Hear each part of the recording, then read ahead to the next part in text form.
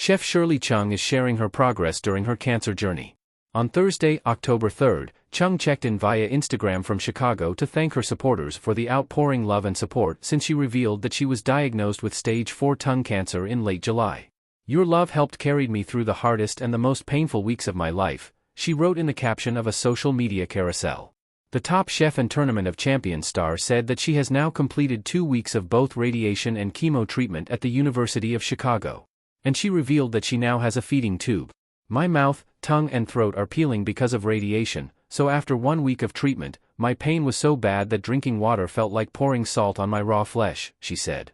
"So I chose to install feeding tube on my stomach, so I can get all the nutrients and meds through it, without torturing my mouth.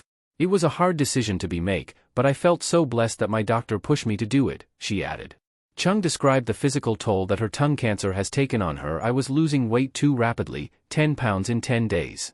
I ended up staying in the hospital for 2 weeks for the surgery, also figure out the best solution for my pain control," she wrote. Thankfully, Chung is feeling much stronger after getting her new shining weapon G-tube, which has allowed her to maintain her weight.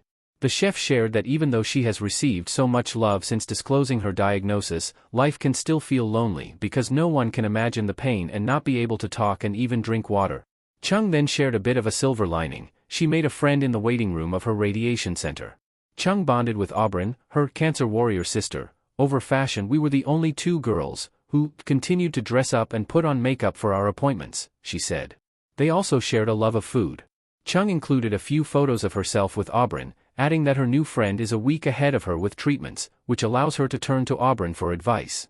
"We exchange list of food that we crave and want to go eat after we are healed, and promise to cook for each other after we kick cancer's ass," Chung concluded. "I am so grateful to have met my cancer warrior sister here, and I know our friendship will continue long after we are healed."